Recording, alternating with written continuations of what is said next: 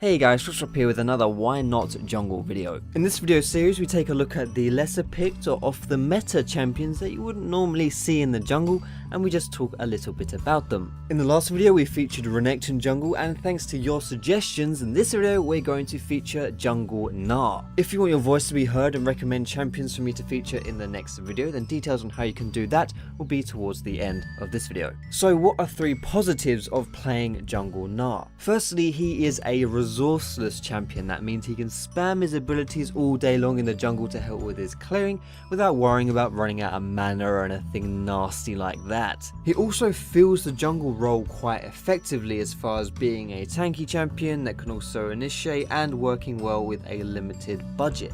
In addition to that, his teamfight prowess is pretty decent, and of course the last reason why you'd want to pick jungle Gnar is because quite simply he is the cutest little bastard around. So what are 3 cons of playing jungle Gnar? Firstly, his early clears can be pretty tough. You do run quite low on health and you're not particularly fast, especially if you don't get a good leash. Secondly, your transformations to Mega Gnar can be unreliable at best. Often it is wasted when you're clearing through the jungle, and it is very hard to get it ready and prepared for when you want to go and gank. And lastly, you have no sustain for your clears, so if you're staying in the jungle for too long, then you will get quite low on health. So overall, what do I think about jungle Gnar? Well, jungle Gnar had been one of my favourite weird picks since his release.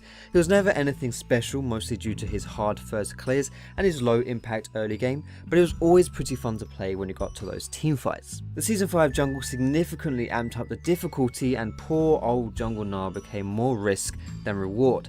It also didn't help that there was no jungle enchant that really helped him, but since the introduction of Cinderhulk and the nerfs to the early game jungle, Gnar can spend the first 10 minutes not role playing as Broken Shard and dying to jungle monsters. What you're left with now is an incredibly cute, fluffy ball of acceptable clears and powerful team fighting, but don't expect to be able to fight enemy junglers unless you catch them with their pants down, and don't expect to strike the fear of God into enemy laners who anticipate your overwhelming gank prowess, because you don't have that. He really doesn't do too much early, but that's okay, as Mega Gnar is a powerful foe that will beat the crap out of anyone and everyone, even if you aren't that fed, thanks to the free stats you get. Teamfighting is where Gnar shines though, and good ultimates can easily win you the fight by themselves.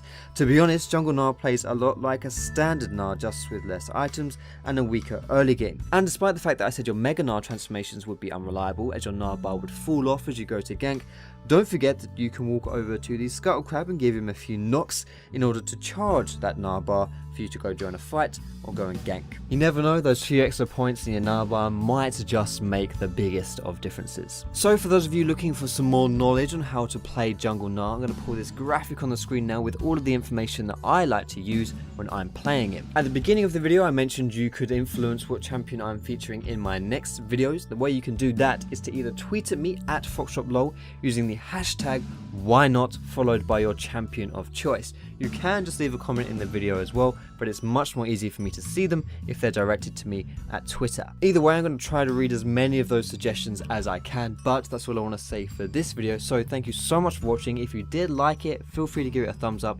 You can subscribe to me for more educational League content with a bit of entertaining stuff on the side as well. You can find me on Facebook, on Twitter, and catch me streaming on Twitch as well.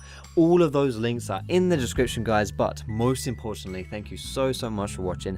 Have a great day, and I will see you in my next video.